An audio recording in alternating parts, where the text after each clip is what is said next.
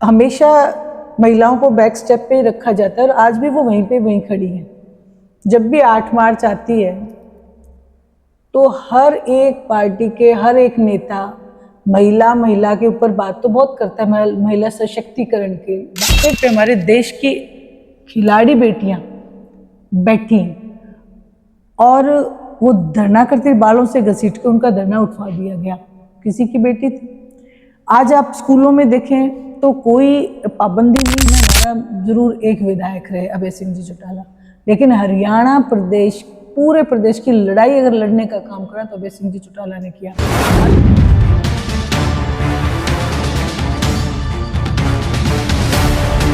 सबसे बड़ी समस्या अगर मैं डबवाली के इलाके की बात करूँ तो नशा बहुत बड़ी समस्या है। इतनी जड़ें फैला ली, इतने पांव पसार लिए कि आज हमारा युवा जो बच्चा है जी वो बहुत ज़्यादा हम उसको खोते जा रहे। रोजाना कोई ना कोई बेटी बचाओ बेटी पढ़ाओ। पूरे हरियाणा प्रदेश में मैं जाती हूँ, मैं इस बात को लेके बहुत देखती हूँ कि बेटियों के लिए कहाँ क्या किया जा रहा है। तो मेरा एक मकसद है कि जिस एरिया में जिस तरीके का काम महिलाओं के लिए किया जाना चाहिए उसी तरीके का संगठन वहाँ हो। आज आपने नशे की भी बात करी, बेटी बचाओ बेटी पढ़ाई की भी बात करी, लेकिन आज के टाइम के अंदर, आज के समय में आप इनेलो को कहाँ देखते हैं? मैं बात चाहे मैं तुम्हारे दो विधायक हैं, दोनों विधायक आज भी विधानसभा में हरियाणा प्रदेश की लड़ाई लड़ रहे हैं, हरियाणा प्रदेश के लोगों की लड़ाई लड़ रहे हैं। वो अपने अपने एरिया तक सीमित नहीं रहे, लेकिन हरियाणा इंडियन नेशनल लोकदल का एक जो मकसद है वो केवल ये नहीं कि सत्ता हासिल कर ली। इंडियन नेशनल लोकदल का मकसद हमेशा आदरणीय चौधरी देवीलाल जी ने जो दिया है वो ये है कि जनता की लड़ाई को लड़ना।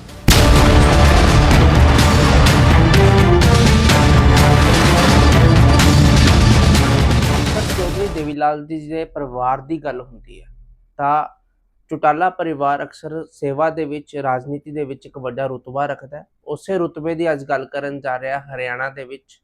ਹਰਿਆਣਾ ਦੇ ਵਿੱਚ ਜਿੱਥੇ ਮਹਿਲਾਵਾਂ ਦੀ ਗੱਲ ਆਉਂਦੀ ਹੈ ਤਾਂ ਉੱਥੇ ਇੱਕ ਨਾਮ ਜ਼ਰੂਰ ਆਉਂਦਾ। ਅਕਸਰ ਨਵੀਂ ਇੰਡੀਅਨ ਨੈਸ਼ਨਲ ਲੋਕਦਲ ਪਾਰਟੀ ਦੀ ਕਾਰਿਆਕਾਰਨੀ ਘੋਸ਼ਿਤ ਹੋਈ ਹੈ ਤਾਂ ਉਸ ਤੋਂ ਬਾਅਦ ਸੁਨੈਨਾ ਚੌਟਾਲਾ ਲਗਾਤਾਰ ਮਹਿਲਾਵਾਂ ਦੇ ਨਾਲ ਮੀਟਿੰਗ ਕਰ ਰਹੇ ਨੇ। ਤਾਂ ਉਸ ਤੋਂ ਬਾਅਦ ਵੱਖ-ਵੱਖ ਮੀਟਿੰਗਾਂ ਦੇ ਵਿੱਚ ਮਹਿਲਾਵਾਂ ਦੇ ਹੱਕਾਂ ਦੀਆਂ ਗੱਲਾਂ ਹੋ ਰਹੀਆਂ ਨੇ ਤਾਂ ਅਕਸਰ ਉਹਨਾਂ ਨਾਲ ਮੁਲਾਕਾਤ ਕਰਵਾਉਣ ਤੋਂ ਪਹਿਲਾਂ ਤਾਂ ਅਕਸਰ ਚੌਟਾਲਾ ਪਰਿਵਾਰ ਬਾਰੇ ਪੂਰਾ ਹਰਿਆਣਾ ਜਾਣਦਾ, ਪੂਰਾ ਦੇਸ਼ ਜਾਣਦਾ। ਅਕਸਰ ਚੌਟਾਲਾ ਪਰਿਵਾਰ ਇੱਕ ਵਿਕਾਸ ਦੇ ਨਾਮ ਤੋਂ ਜਾਣਨ ਵਾਲਾ ਪਰਿਵਾਰ ਹੈ ਅਤੇ ਉਹ ਪਰਿਵਾਰ ਜੋ ਡੱਬਵਾਲੀ ਹਲਕੇ ਦੇ ਨਾਲ ਬੜੀ ਹੀ ਦਿਲ ਦੀਆਂ ਜਿਹੜਾ ਕਹਿੰਦੇ ਭਾਵਨਾ ਦੇ ਨਾਲ ਡੱਬਵਾਲੀ ਹਲਕੇ ਦੇ ਵਿੱਚ ਵਸਨੀਕ ਰਹਿ ਚੁੱਕੇ ਹੈ ਵੀ ਨੇ ਤੇ ਰਹਿੰਦੇ ਵੀ ਨੇ। ਤਾਂ ਉਹ ਗੱਲਬਾਤ ਕਰਦੇ हैं। मैम सुनैना चौटाला मेरे नाल ने।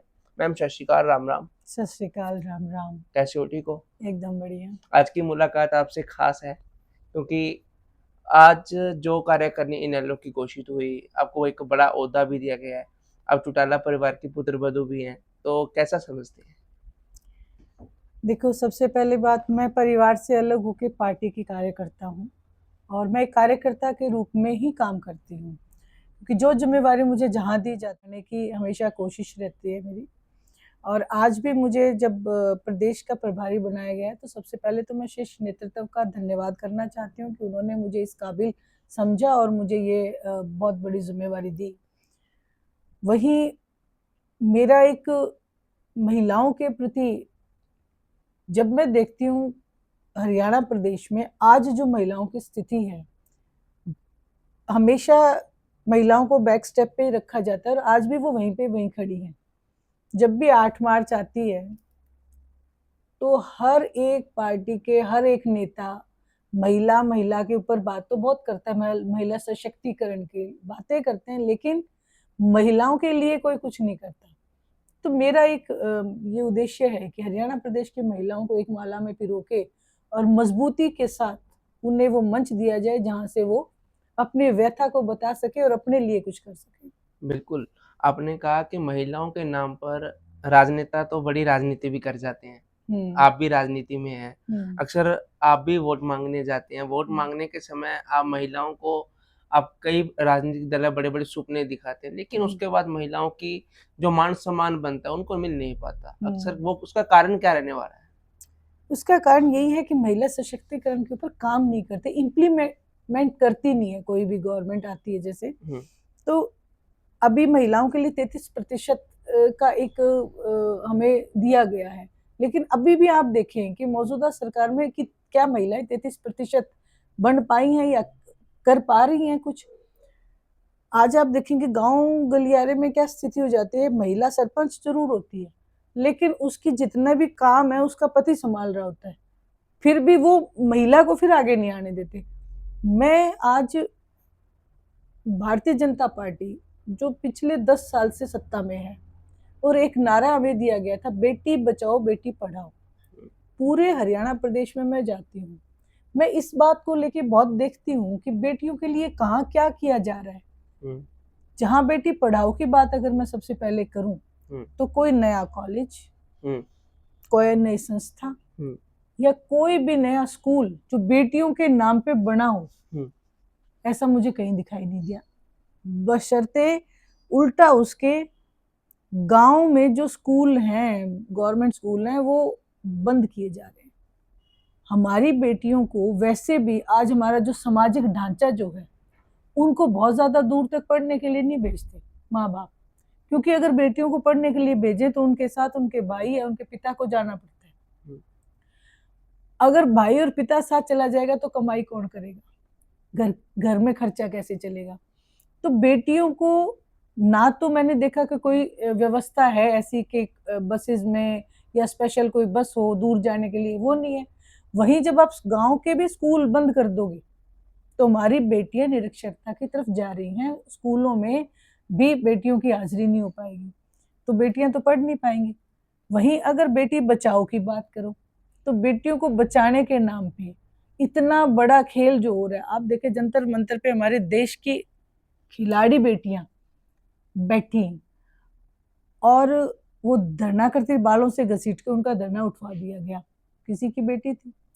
आज आप स्कूलों में देखें तो कोई पाबंदी नहीं है, बच्चियों को सेक्सुअल हरासमेंट किया जाता है और उसके ऊपर फिर एक बड़ी कार्रवाई नहीं की जाती। जब तक ऐसे मुजरिमों के साथ सख्ती से पेश नहीं आया जाएगा तब तक ये हरकतें होती रहेंगी। तो मेरा सिर्फ ये कहना है कि मौजूदा सरकार ने कुछ नहीं किया, लेकिन इंडियन नेशनल लोकदल ने, आप देखेंगे अभय सिंह जी चौटाला ने जो आंगनवाड़ी की महिलाओं के साथ जो जो बर्ताव गवर्नमेंट ने किया उसके खिलाफ आवाज उठाई। आशा वर्कर जो हमारी हैं उनके लिए अभय सिंह जी ने आवाज उठाई। मुझे हरियाणा प्रदेश की कमांड देके एक स्पेशल ऑर्डर ये किया गया कि जहां गांव गांव जाओ, जो महिलाओं के दिखते हैं उनको लेके आओ। जैसे ही सत्ता में आएंगे उस पहली कलम से महिलाओं के उत्थान के लिए काम करेंगे। सबसे बड़ी समस्या अगर मैं डबवाली के इलाके की बात करूं तो नशा बहुत बड़ी समस्या है। इतने जड़े फैला लिए, इतने पांव पसार लिए कि आज हमारा युवा जो बच्चा है जी, वो बहुत ज्यादा, हम उसको खोते जा रहे, रोजाना कोई ना कोई हादसा हो जाता है। तो मेरा एक मकसद है कि जिस एरिया में जिस तरीके का काम महिलाओं के लिए किया जाना चाहिए उसी तरीके का संगठन वहां हो। आज के टाइम में आपने नशे की भी बात करी, बेटी बचाओ बेटी पढ़ाई की भी बात करी, लेकिन आज के टाइम के अंदर, आज के समय में आप इनेलो को कहाँ देखते हैं?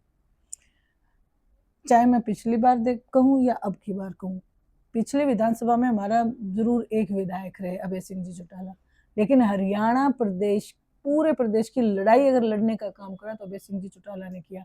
आज मैं जब गांव गांव जाती हूँ तो मुझे एक ही बात मेरे बड़े बुजुर्ग कहते हैं कि अब हम विधानसभा का सत्र नहीं देखते, क्योंकि हमें ये पता है कि अभय सिंह वहां नहीं है, हमारी आवाज कौन उठाएगा।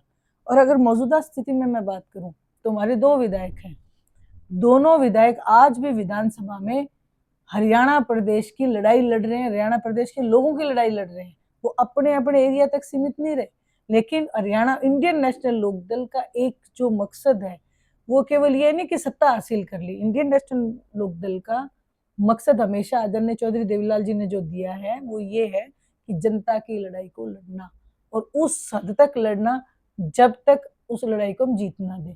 तो आज भी इंडियन नेशनल लोकदल, विपक्ष की अगर भूमिका मैं कहूँ तो आज इंडियन नेशनल लोकदल ही निभा रही है, जो कि स्वयं सैनी साहब ने भी उसमें बोला कि विपक्ष के नाम पर तो इंडियन नेशनल लोकदल ही रह गई है। विपक्ष के नाम पर इंडियन नेशनल लोकदल रहेगी।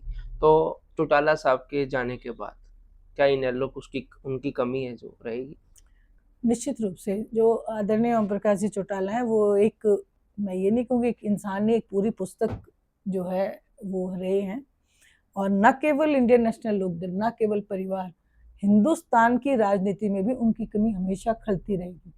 हम सिर्फ कोशिश करेंगे, जो उन्होंने हमें रास्ता दिखाया है, जिस तरीके से उन्होंने संगठन को हमेशा मजबूती से बनाने का काम किया है, उस संगठन को वैसे ही मजबूती से रखें और जनता जनार्दन की आवाज को उठाते रहें। आपने कहा कि इनेलो के पास पिछले सत्र में एक विधायक था। चौटाला अपनी विधानसभा से हारे, पर उसके बाद तो चाहे उनके बेटे अर्जुन बन गए, लेकिन जो अभय सिंह चौटाला एकदम से अपने आप को एक के बजाय 11 मानते थे, लेकिन वो वाला अब इनेलो का दबंग नेता अब वो डाउन अर्थ पे क्यों दिखा? देखिए, ये चीजें हार और जीत होती रहती है। राजनीति में हार कहीं नहीं होती, या तो सीख होती है या तो जीत होती है। अभय सिंह जी चौटाला, आप ये देखेंगे, ना केवल अभय सिंह जी चौटाला, बड़े बड़े जो नेता, इंदिरा गांधी जी और अटल बिहारी वाजपेयी, चुनाव कभी ना कभी हारे ही थे, जो देवीलाल जी भी हारे थे। इसलिए, लेकिन इसका ये मतलब कतई नहीं होता कि कोई पार्टी कमजोर हो जाए, बल्कि पार्टी और मजबूत होती है। क्योंकि आज एलनाबाद में अगर आप जाओगे, आप सर्वे करोगे, तो आज आपको, पहले तो 60% लोग थे, अब 80% ऐसे लोग आपको मिलेंगे जिनको अभय सिंह जी चौटाला की कमी खलती हुई नजर आएगी। तो ऐसा नहीं है, अभय सिंह जी चौटाला स्वयं, आपने कहा ना कि वो 1 और 11, 11 नहीं, वो 90 पे भारी पड़ते थे, 89 पे भारी पड़ते थे। एक विधायक 89 की कमी जो है वो पूरी करता था। बाकी अभी अब निश्चित रूप से मैं ये कहूंगी कि आने वाला समय जो है अभय सिंह जी चौटाला का होगा। ये बातें तो पिछली बार भी हुई थी।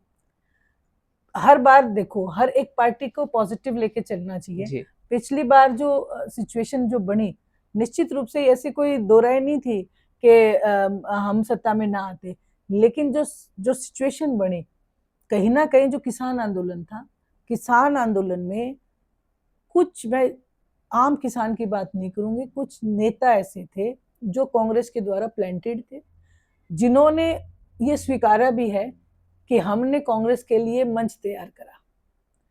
एक धारणा बना दी थी पूरे हरियाणा प्रदेश में कि बीजेपी को हराना है तो कांग्रेस को वोट डालना हो, जबकि ये धारणा बिल्कुल गलत थी।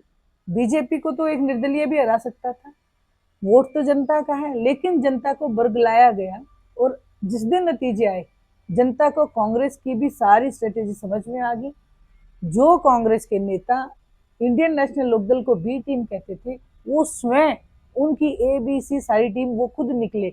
जब जनता को, जब इस भ्रम से जब निकले, लेकिन तब तक देर हो चुकी थी। लेकिन आज जनता फिर उसी बात को कहती है कि हमने पहले गलती की, लेकिन अब हम आने वाला समय अभय सिंह जी चौटाला को आपको देंगे। श्योर है कि वो किसान नेता ही कांग्रेस की बी टीम थे? मैंने किसान नेताओं को नहीं कहा, जी। मैंने कांग्रेस के नेता को कहा। हम्म। जो किसान नेता मैंने कहा, आम किसान को नहीं कहा, जो किसान नेता मैंने कहा, उन्होंने स्वयं स्वीकारा है, कांग्रेस द्वारा वो प्लांटेड थे, उन्होंने स्वयं स्वीकारा है। चडूनी जी का अगर आप बयान देखेंगे तो उन्होंने ये कहा है, खुले मंच से कहा है, आपके मीडिया के माध्यम से कहा है कि हमने कांग्रेस के लिए ग्राउंड तैयार किया। तो इससे आप क्या समझेंगे जब वो स्वयं इस बात को कह रहे हैं? तो मैंने कहा कुछ तथाकथित कुछ नेता ऐसे थे जो कांग्रेस द्वारा प्लांटेड थे। तो बिल्कुल आगे आप महिलाओं के लिए अगर सोचते हैं, आज के समय में बात करें तो स्कूल में लड़कियां जाती हैं वहाँ सेफ नहीं, बस में जाती हैं वहाँ सेफ नहीं, कॉलेज में जाती हैं वहाँ सेफ नहीं।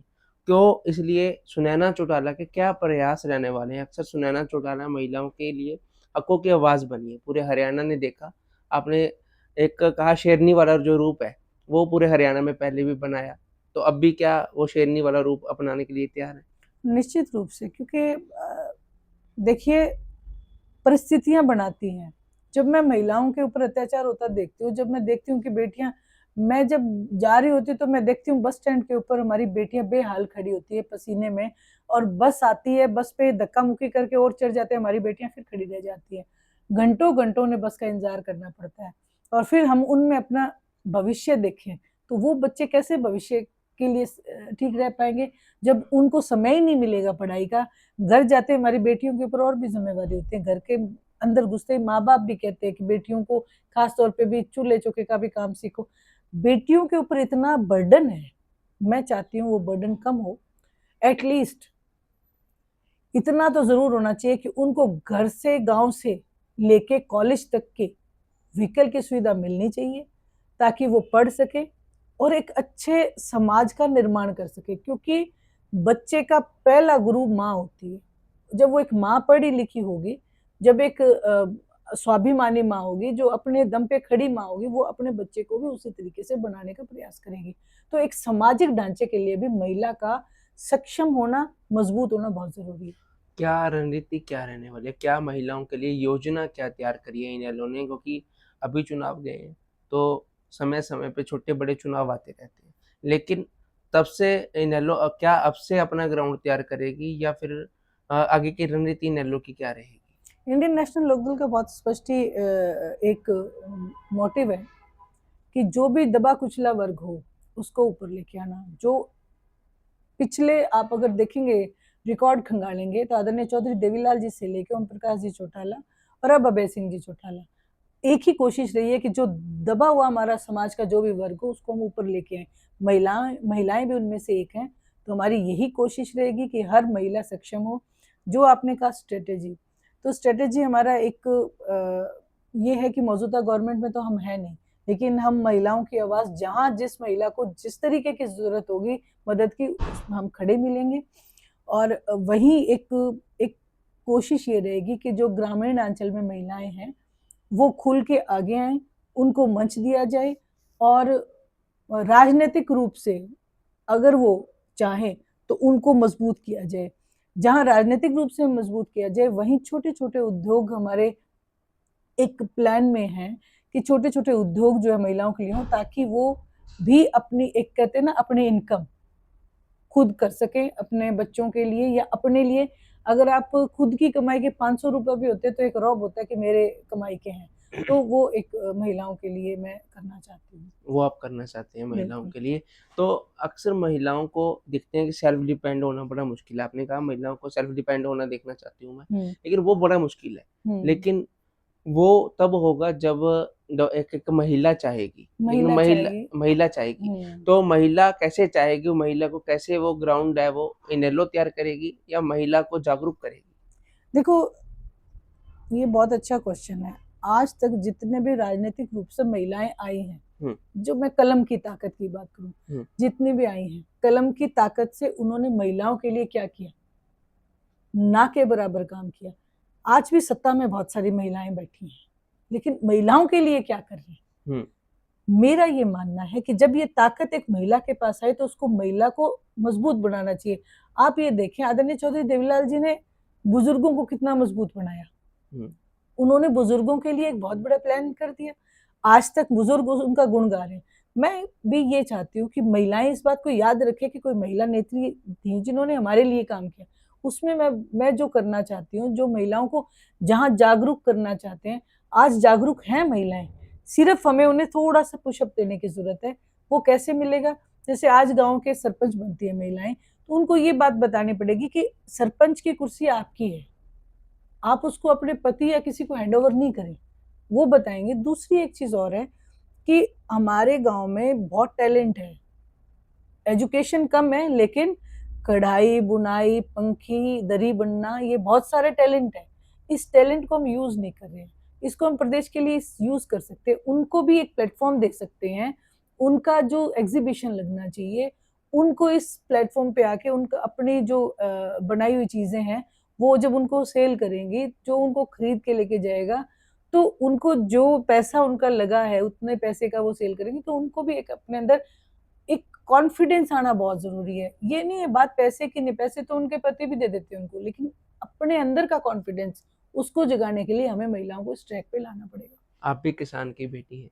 किसान की बात कर लेते हैं कि किसान आज मंडियों में रुलता है, फसल का पूरा दाम नहीं मिल रहा है। एमएसपी की जब बात होती है, तो जैसे अब पंजाब में देखा कि खनौरी और शंभू बॉर्डर के ऊपर भी जैसे किसानों के ऊपर अत्याचार हुआ। तो क्या जैसे किसानों के मसैयद चौधरी देवीलाल जी माने जाते थे, लेकिन अब तो उनका जो उलट सिस्टम है, अत्याचार किसान के ऊपर है। ये एक बहुत बड़ा दुर्भाग्य है कि मौजूदा सरकार जब बजट लेके आती है तो किसान को कंसीडर नहीं किया जाता, जबकि मेरा ये मानना है कि अनुपात के आधार पे बजट आना चाहिए। आपने रेशो देखना चाहिए कि आज हरियाणा प्रदेश में 70% किसानी या किसानी पे निर्भर लोग हैं। किसानी की वजह से या तो मजदूरी होती है, आड़त चलती है, तो 70% जो है जो रेशो अगर निकलेंगे, और वही किसान के लिए कुछ नहीं है, छोटे दुकानदार व्यापारी के लिए कुछ नहीं है, हमारे नौजवान युवाओं के लिए कुछ नहीं है। तो बजट क्या सिर्फ सरमाएदारों के लिए होना चाहिए? क्या बड़े व्यापारियों के लिए ही बजट आना चाहिए? जब तक गवर्नमेंट इस चीज को कंसिडर नहीं करेगी तब तक किसान रुलता रहेगा। एमएसपी के नाम के ऊपर ये जब फसल गिनाने लगते हैं, उनमें से आधी से ज्यादा ऐसी फसलें हैं जो हमारे यहाँ उगाई नहीं जाती, तो उस पे एमएसपी देने का क्या फायदा? एमएसपी उस पे दो पूरी तरीके से जो फसलें किसान उगाता है, कम से कम उसका खर्चा तो पूरा हो। आज किसान की लागत ज्यादा है और खर्चा ज्यादा है, आमदन उसके पास आमदन के नाम पे कुछ नहीं है। वही महंगाई का बोझ जो है इतना जबरदस्त तरीके से है, खाद बीज सब चीजें महंगी कर दी, लेकिन किसान की जब फसल मंडियों में आती है तब ये रेट कम क्यों कर दिए जाते हैं? तो ये एक बहुत बड़ा मुद्दा है।